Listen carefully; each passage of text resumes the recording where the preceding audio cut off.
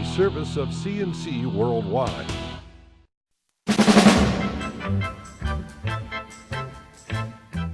The Daily is a service of CNC News and Jib Jab Greetings. I'm Bud Lowell. Full AccuWeather forecast right across the top of every CNC local news page.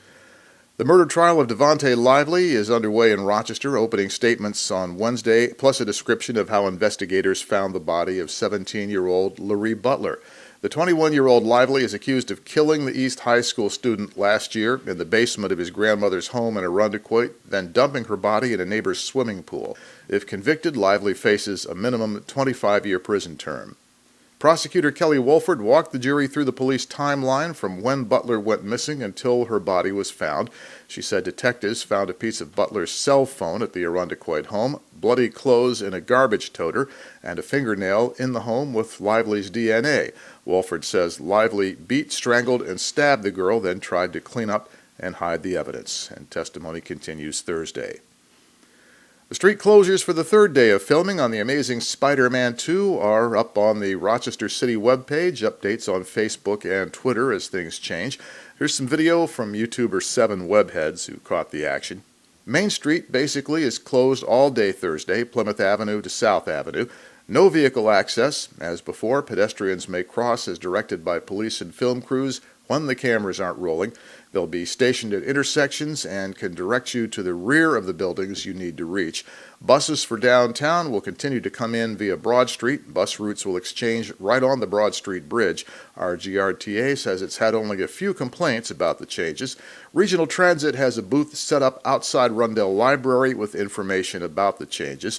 One more week of filming to go as Hollywood and Rochester intersect. Wednesday's shooting continued with the high-speed police chase began on Tuesday, capturing it in different settings and from different angles. There were more staged wrecks, adding to the production's growing stable of heavily used NYPD police cruisers.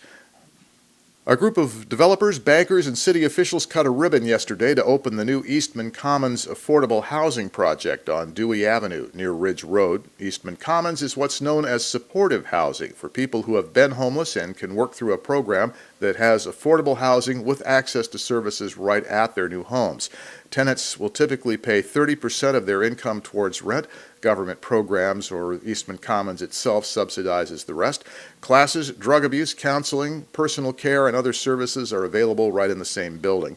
Eastman Commons is part of the Common Ground initiative against homelessness. They've found this approach more cost-effective as a solution to fighting the problem. There are 80 apartments at Eastman Commons, and all of them are already filled. For the first time, a food truck has been given a permit to operate in Henrietta. The town board approved a special permit for the brick and mortar truck to sell within town limits, pending approval by the fire marshal. The town has maintained strict zoning codes against food trucks, but the special permit measure passed on a 4-1 vote. If the town decides on a complete overhaul of its food truck regulations, the operators of Brick and Mortar have agreed they won't be grandfathered in. Brick and Mortar is one of the new generation of gourmet food trucks that use fresh ingredients and turn out entrees like smoked gnocchis and pork belly steam buns. They're on Facebook if you want to look them up. Half a dozen people needed hospital treatment yesterday after a car and a motorcycle crashed in the town of Hilton. The Monroe County Sheriff's Department says the driver of the car apparently failed to yield right-of-way to the motorcycle at the corner of Curtis and Bennett Roads. The woman and 3 children in the car, as well as the motorcyclist, were taken to the hospital. All the injuries are said to be non-life-threatening. 2 cars collided head-on late Wednesday night on Chiley Avenue near Archer Road. That sent 4 people to Strong Memorial Hospital. 3 people were injured in one car. The driver of the second had to be extricated from the wreck by firefighters.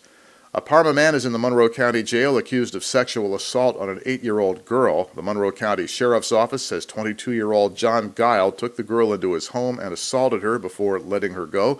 He's charged with sex abuse and unlawful imprisonment. Guile's being held on $100,000 cash bail. Rochester firefighters handled a 2-alarm house fire on Lake Avenue yesterday, dealt with it in about half an hour. It was a large 2.5-story. Nobody reported hurt, and the cause is under investigation. To the left of the player window are links to these and other stories. At the bottom of the page, links you can use to post news items directly to us or let us know about that great cell phone video you've got up on YouTube. Next news is as it happens, updates are as necessary, and I'm Bud Lowell, CNC News.